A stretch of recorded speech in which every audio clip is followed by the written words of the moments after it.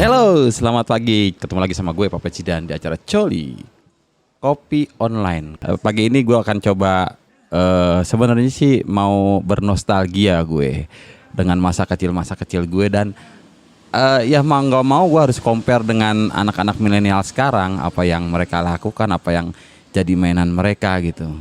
Nah kali ini gue juga bakal datangin tamu, seorang pakar di bidang permainan. Udah gue siapin kopinya sebenarnya. Tadi minta kopi duluan saja nih. Wah, waalaikumsalam. Gua belum datang kopinya udah duluan. Bang Mucle, seorang pakar mainan dari mana? Ini ya, dari mana? Dari SDN 03. Kebetulan saya dagang mainan di depan SD itu.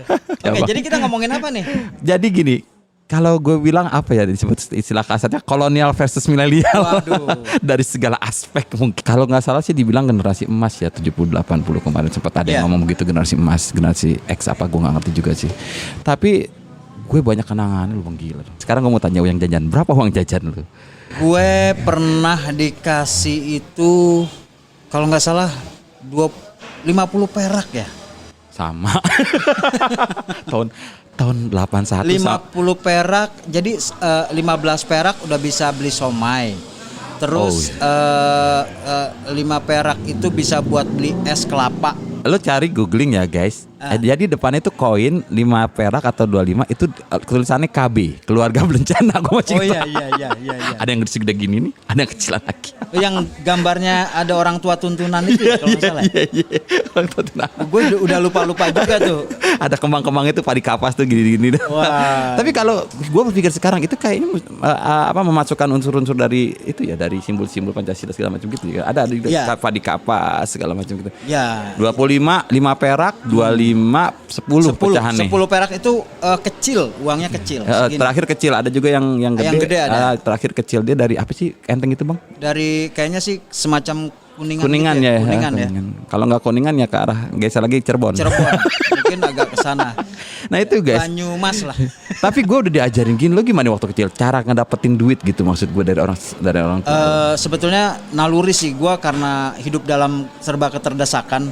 Kebetulan gue bukan dari keluarga mampu juga, jadi prihatin. Tiba-tiba muncul ide aja gitu loh. Bukan zaman dulu tuh suka gambar-gambar. Ada di salah satu koran itu diterbitin. Ya, vignette. Jadi vignette itu apa sih? Vivi monyet. Ya vignette pokoknya. Tulisannya vignette sih. Tulisannya vignette. Jadi gue suka gambar-gambar gitu. Kemudian dan teman-teman gue suka. Mereka tuh kadang membeli gambar vignette. Kalau nggak salah warnanya masih hitam putih ya. Hitam putih ya. Jadi dulu ada namanya, kalau gue sebutin sih pulpen boxy lah. Boxy ya. Itu yang favorit, Bang. Ya, kemudian begitu keluar warna biru, birunya hancur. Kalau yang agak maju kan pakai rotring. Rotring digambar di atas akrilik gitu. 0,1 guys. Itu apa namanya? Isinya tuh tipis banget, setipis bulu, setipis rambut. Dan lo jangan ngomongin bulu dong. Bulu itu banyak, harus lebih spesifik. Kadang rambut lo yang agak tebal itu di 0,2, 0,3 itu matanya segitu lo bayangin lo. Dan gue disibukkan dengan itu setiap hari. Vignette ya, vignette kelas berapa SMP? Vignette SD gue. Udah mulai SD? SD. Gokil. Gue mulai SD itu udah bisa nyari duit. Kelas berapa? Kelas 3, kelas 4 lah ya. Udah kelas 4 udah mulai gambar-gambar. Kelas 4 sudah mulai beraksi dengan teman-teman ya biasa kita ya. Sudah. Zaman dulu itu. Lo udah bisa usaha menghasilkan duit sendiri. Itu akhirnya gue membeli kertas fancy di toko kertas. Kertas fancy itu kertas-kertas yang kayak daur ulang, kemudian yang warna coklat-coklatan gitu ya. Yang warna-warni dia, ada warna pink, ada warna segala macam. Itu macam-macam kertas lah, ada Concord, ada apa gitu kan, macam-macam. Gua beli sendiri itu kertasnya, kemudian gua gambar dengan ilustrasi, kasih puisi, tulisannya Selamat Idul Fitri. Puisinya itu khusus, jadi bagi yang custom ya. Di custom. Dan itu banyak yang pesen. Dalam hati gua, apakah ini terulang kebiasaan gua SD sampai kemudian ada lagi waktu kuliah itu. Itu lo hargain berapa? Kalau waktu itu 7.000 sampai 15.000 per kart. Sama amplopnya. Lu kata implek. Enggak sama amplopnya. Iya dong, gila lu. Gue udah jual kartu, gue ngasih ampau juga. Emang gue. Enggak, karena kan itu custom, berarti ukurannya beda. Apa lo sesuai ukuran amplop? Sesuai ukuran amplop. Oh, jadi, berarti ngikutin amplop dong. ukurannya standar dan itu ukuran gue yang bikin sendiri. Amplop gue bikin sendiri. Karena ada amplop yang kayak persegi, ada yang persegi panjang gitu kan. Iya. Jadi modelnya ada yang landscape, ada yang portrait. Oh, zaman dulu kita nggak tahu kenapa kita juga kayaknya minta sama orang tua agak sungkan juga, nggak seenak sekarang gitu maksud gue. Lu nggak, bukannya gengsi sih, tapi pengen banget tuh nunjukin lo bisa cari duit sendiri dan lo bisa apa aja dengan duit lo itu. Ya. Begitu pikiran, kalau gue juga begitu sih memang dulu jualan Lu waktu petasan. kecil jualan apa? Jualan petasan sama nyewain majalah. Oh. Any Arrow, enggak. kayak Bobo. Ketahuan bandelnya. Kayak Bobo, Donald Bebek, terus Wah, ada itu. komik-komik yang Petruk tuh Tatang S tuh. Tatang S. Gue sewain itu zaman 25-50 perak. Ya itulah masa kecil gue, jual petasan gue segala macam. Ada nggak anak-anak yang nggak nyewa tapi minta diceritain aja? Karena lu udah baca duluan. Berat. Bang, ceritain aja deh bang gitu. Nggak ada ya? Enggak, cuma adanya gini bang, yang nyewa tapi akhirnya tuh buku muter, satu orang bisa baca sekampung. Emang iya, itu juga gue pernah ngerasain. Zaman-zaman Tatang S itu booming dan itu banyak digemari pada saat kapan? Gue tanya lo. Bulan puasa. Betul. Bulan puasa itu Tatang S itu merebak banget. Orang bukannya baca Quran, baca komik. Guys. Tapi kayaknya udah nggak ada ya kayak nggak salah. Gua rasa masih sih ya, tapi Tinggal di Petamburan sih setahu gue terakhir itu dan terima kasih lu buat Tatang S. Apapun si Petruk bisa menjadi apapun. Jadi megaloman pernah. Gila tuh. Itu seniman luar biasa. Ya, Terima kasih sama itu. Dan gue nggak tahu kenapa kayak everlasting namanya. Mungkin disebut generasi emas itu ya. Ya makanya sekarang gini, tugas kita adalah bagaimana bukan membandingkan sebetulnya, sebuah nostalgia yang dulu pernah kita alami dan sekarang anak-anak sekarang itu mengalami apa enggak sih? Iya soal sih. mainan misalkan. Dulu zaman lo main itu ada main apa sih? Bentengan, kemudian Bentengan, ada galasin disebutnya gue, terus batu tujuh disebutnya. Batu tujuh tuh genteng yang dipecah-pecahin segini, Pecahin, kemudian ditumpuk jadi 7, ya kan? Lempar batu. Lempar batu, kalau yang jaga itu beresin batu itu.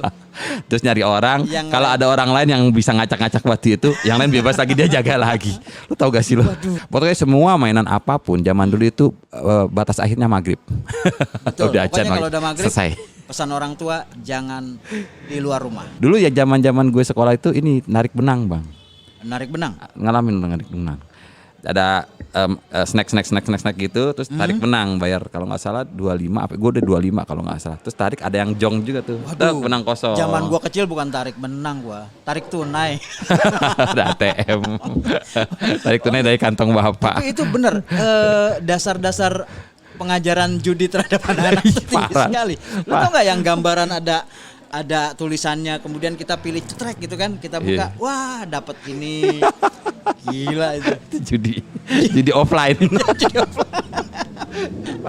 Semua dijadiin judi. Zaman dulu emang begitu loh. Ada kertas nih, Coliners ya. Coliners, terus kertas lo ditaruh di air, keluar angkanya.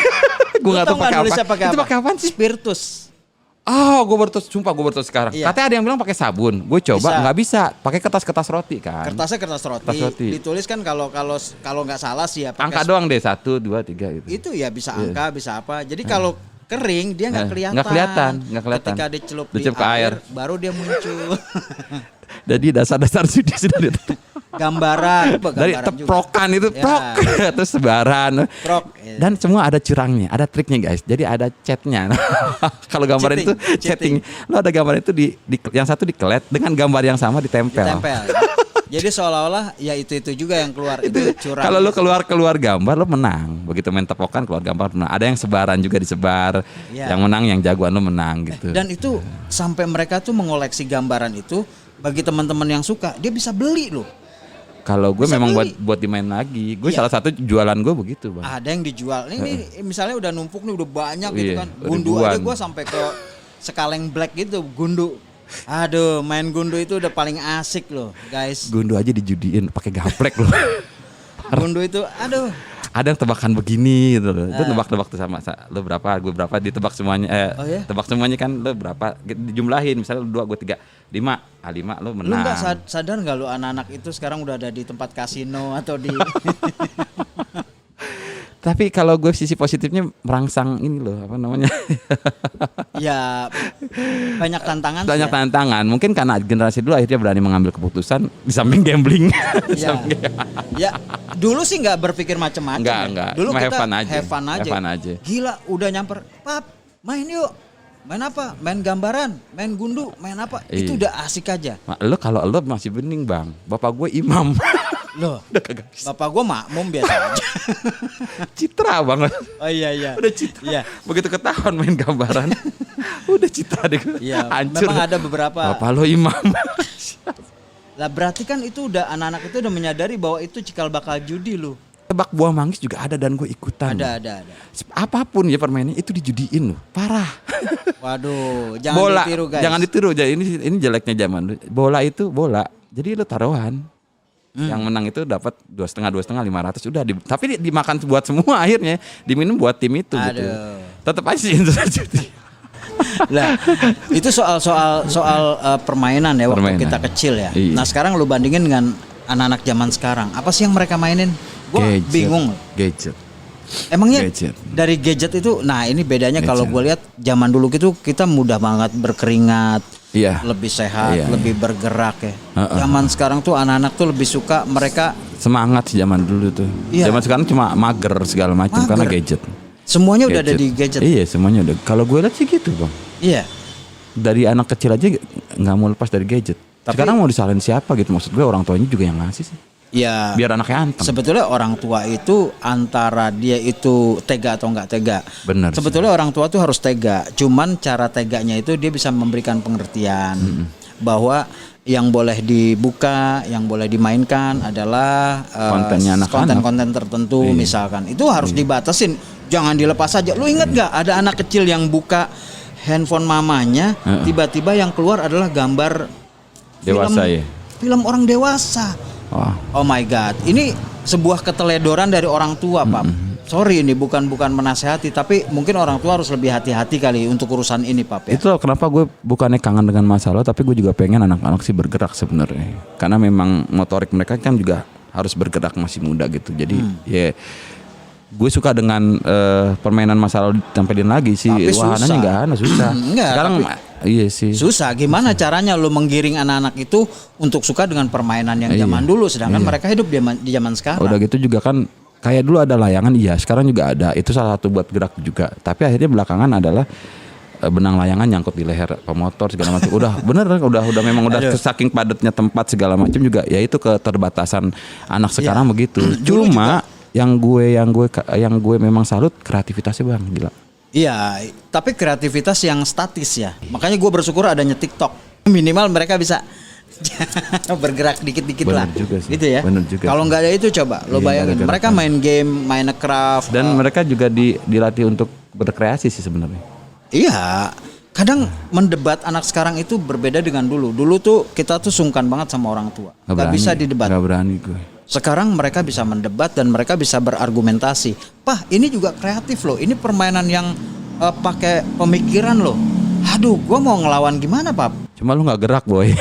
Itu persoalannya. Lo nggak gerak boy. Tubuh lo butuh gerak juga nak. Butuh gerak tubuh lo itu butuh Ya. gerak. Makanya lari pagi kan sekarang mungkin RPTA dibangun buat itu. RPTA itu apa?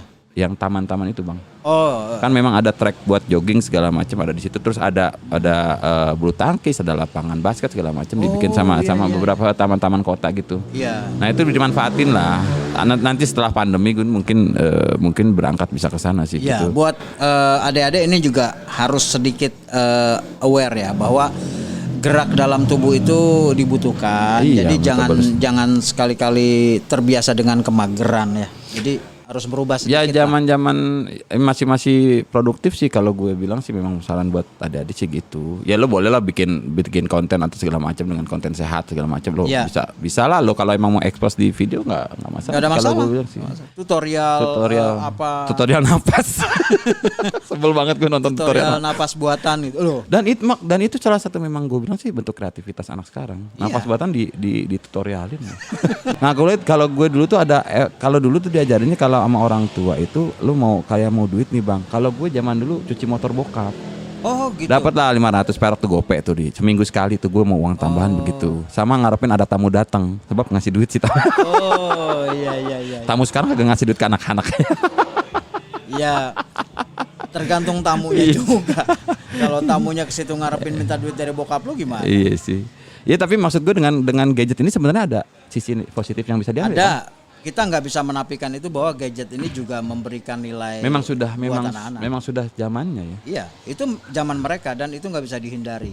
Sebenarnya gini loh, anak-anak. Gini sih ada nih konten yang buat lo ya, gue kasih saran mungkin bisa kopi juga. gue Iya. adem. Bisa gue kasih saran, lo lihat googling segala macam permainan dulu, lo coba terapkan permainan sekarang, terus lo bikin tutorialnya dan bisa online lo, kayak masa-masa sekarang pandemi lo olahraga sendiri, ayo kita challenge buat push up segala macam gitu. Wow, bisa aja. keren itu. Bisa aja, ini lo sebenarnya sih teknologi lo nggak bisa hindarin ya bang. Nggak bisa lah. Ya, Tapi memanfaatkan itu untuk jadi sesuatu. sangat mungkin. Buktinya sekarang anak-anak itu sudah mulai aktif dengan ngevlog, dengan membuat video-video yang anak-anak TK itu sudah mulai berekspresi mungkin karena terlalu sering berhubungan dengan gadget ya. Iya. Akhirnya dia dikit-dikit, guys, aku sekarang ada di rumah nih guys, nggak kemana-mana guys, ajak aku dong guys misalnya. Iya. Apa cita-citamu nak? Cita-citanya mau jadi YouTuber. Jadi seolah-olah YouTuber itu menjadi sesuatu yang menjanjikan karena memang terbukti Iya, ada expose di beberapa. mana-mana di media bahwa para YouTubers ini cukup hidup dengan layak gitu ya.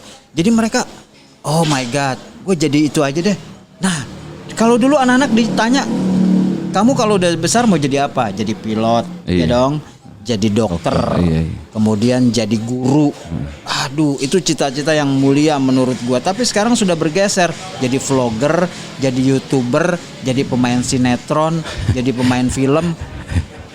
Dulu nggak pernah terfikirkan oleh kita, tapi karena media ini sudah terbuka buat mereka begitu luasnya, jadi dengan mudah mereka menjawab itu, Pap. Iya sih. Ya kan? Tapi nak tetaplah menjadi dokter segala macam karena lo jadi dokter juga bisa ngevlog. Dokter sekarang banyak yang YouTuber juga. Jangan jadi YouTuber juga gitu. Iya, iya. Artinya maksud gue gini loh. Kalau nggak ada yang jadi dokter, ntar siapa yang jadi dokter gitu? Masa semua jadi Ya. pasien kan enggak? Ya betul juga sih. Jadi profesi apapun yang penting Yes. itu berguna dan bermanfaat untuk orang lain. Yes, benar. Kalau ada ungkapan khairun nasi anfa'uhum linnas, jadi sebaik-baik manusia itu adalah yang bermanfaat bagi manusia yang lain. gitu. Nah, anak-anak ini juga harus mulai menanamkan diri bagaimana membuat aplikasi tapi bermanfaat untuk orang lain. Banyak karena gini loh. Kayaknya memang orang-orang Indonesia ini kreatifnya luar biasa ya. Sangat kreatif. Di masa pandemi aja orang-orang itu masih bisa hidup. Meksiko itu bangkrut karena masyarakatnya itu tidak mandiri. Ketika negara tidak mampu membiayai masyarakatnya, mereka frustasi. Tapi Indonesia dengan segala keterbatasannya mereka masih bisa dagang cincau, dagang cilok, dagang pisang goreng, dagang apa. UMKM di kita ini sangat kuat. Jadi daya tahan ketahanan pangan kita nih udah teruji gitu loh, Pak. Dalam situasi apapun. Kalau dibilang juga yang sekarang ini generasi yang sekarang maksud gue ya bisa bertahan juga mengikuti keadaan. Memang salut banget sih gue. Ya, salut banget sih gue. Dan mudah-mudahan kalian ya guys, anak-anak bukan coliner sih dia. Ya kali aja yang lihat. Ada yang niat. Ya, yang kalian yang punya anak ya orang tuanya. Jadi memang kalau gue sih kalau menurut gue gini, nggak bisa juga ngebatasin anak ya bang kayaknya. Jangan, anak itu nggak boleh dibatasi. Mereka punya ruang gerak yang memang space yang harus disiapkan untuk mereka. Salah sih kalau gue prinsip gue gini, lo nggak ngebatasin tapi lo mengawasi kalau gue begitu bang. Mengawasi sih sampai sejauh mana dia asal dan lo mengawasi dengan kondisi kita orang tua harus di atas dia beberapa di depan dia karena kadang pertanyaan yang memang semua pertanyaan harus terjawab gitu. Mereka jangan sampai mencari jawabannya di Google segala macam, takut ini juga gitu kayak pertanyaan nyerempet ke arah produksi segala macam, reproduksi segala macam, ya lo harus siap menjawab dengan itu. Menjawab dengan bijak dan dengan kemampuan akal si anak itu. Kita berbicara dengan orang itu harus menyesuaikan dengan kemampuan daya pikirnya. Jangan menggunakan daya pikir kita. Karena memaksakan diri untuk anak berpikir sesuai dengan pola pikir kita itu salah. Itu menurut para psikolog ya. Jadi ya harus menyampaikan dengan bijaksana apa yang harus disampaikan dengan bahasa yang mereka bisa memahami. Kalau memang ya gue bilang sih menghadapi anak sekarang tantangan sendiri, karena lo juga harus banyak baca, lo harus banyak tahu. Ya. Dengan adanya terakhir juga ya akhirnya balik lagi gue ke musibah yang sekarang ya. Akhirnya kan orang tua dipaksa memang harus dekat dengan anak, harus bisa ngajarin anak segala macam, lo harus ngerti pelajaran anak. Gimana caranya ya udah dipaksa harus begitu memang. Ya. Ya sisi positifnya adalah lo dekat sama anak, lo harus banyak baca segala macam. Dan itu nggak ada ruginya. Nggak ada ruginya. Nggak ada ruginya. Nggak ada ruginya. Jangan jadi beban dong. Berarti harusnya jangan. Jangan. Ini menjadi sebuah kesempatan bagaimana kita meningkatkan amal baik kita, bagaimana cara kita tahu karakter anak itu, kemudian kita bisa mendidiknya. Loh, siapa tahu lu nggak pernah ngerti apa keinginan anak lu selama ini. Itu yang gue alaman di rumah, Bang. Jadi anak gue ternyata memang punya bakat, dia kayak bikin miniatur kayak Sonic segala macam. Dia bikin dari lilin nih. Dan mirip banget gitu. Ternyata memang mirip lilin. Emang lilin. Mirip banget Sonicnya gitu. Tanpa melihat contoh kalau gue bilang gitu. Jadi ini kesempatan kita sebenarnya buat ngali kemampuan anak ada di mana segala macam, cuma ngarahin doang sih. Kalau gue bilang sih nggak usah lo kerucutin di mana, tapi biar dia juga semua tahu. Cuma memang yang kita memang harus dukung apa namanya kemauan dia ya. Betul. Minatnya di mana ya? Setuju. Jadi minat bakat itu tumbuh ketika kita membiarkan dia berkembang ya dengan kapasitas yang dia punya dengan di bawah pengawasan kita. Itu mahal. Bayangkan berapa banyak orang tua yang sibuk dengan dirinya untuk urusan cari nafkah doang, tapi tidak tahu bagaimana mendidik anak. Wah, ini kesempatan mahal, Paps. Dan itu pernah gue alamin sih, sedih loh ya. Kayaknya pengalaman lu semua. Anak pertama kedua gue tiba-tiba dia udah bisa baca sendiri, naik sepeda sendiri tanpa ada lo di situ. Itu lo nggak bisa hargain sama duit. Ini anak yang kedua kebetulan gue dampingin karena memang saya sudah tidak di mana-mana. Panggilan kerja hanya weekend. Ya intinya adalah lo manfaatin ini sih. Ya. Lo manfaatin ini. Jadi intinya adalah kita punya kesempatan untuk bisa dekat dengan anak-anak. Nah, kaitannya dengan kolonial dan milenial, kita hidup di zaman kolonial itu bagaimana menyesuaikan diri dengan kehidupan di masa milenial. Dulu anak-anak itu jajan seberapa duit sih? Sekarang bayangkan biaya kuota berapa dan berapa hari itu kelar. Tak kalau gue kaya gue bikin se-Indonesia bebas kuota. Nah, amin ya Allah. Abis asarin doa. Jadi yang terpenting adalah kenikmatan hidup di zaman kita adalah bagaimana kita bisa mengeksplor segala sesuatu di sekeliling kita. Bahkan batangnya daun pisang pun bisa jadi mainan kuda-kudaan. Oh ya dong. Iya benar. Bahkan batang padi pun itu bisa jadi jadi banyak sekali yang bisa kita eksplor. Kemudian kita main bambu bisa jadi peletok kantok, itu bisa dimainkan. Anak sekarang berbeda. Mereka sudah tidak kenal lagi alat-alat seperti itu. Tapi mereka mengeksplorasikan dengan gaya mereka sendiri. Biarkan aja. Ya kadang kalau mau kenalin silahkan saja. Ya, bagus zaman juga. gue dulu begini gitu. Ini serius, ini menarik banget ketika bicara masa kecil dulu. Kita sekolah, lu pernah disetrap nggak? Ah itu kan. Kemudian kalau anak sekarang dicolek dikit, orang tuanya masuk ke kelas dan marah-marahin gurunya. Gue dimarahin guru, dipukul guru, lebih baik diam sampai rumah udah. Artinya apa? Karena begitu lo di rumah cerita sama bokap nyokap lo habis lagi ditambahin. Mereka sadar bahwa itu lo yang salah. Betul. Karena dulu juga ada guru itu kunjungan ke rumah dan itu membuat gue takut. Iya. Bu guru gue ke rumah mati gitu. Jadi kita sungkan banget sama guru ya, hormat banget. Hormat banget sama guru, hormat banget. Please, guru ini adalah orang tua kedua guys. Walaupun dia kadang-kadang bersikap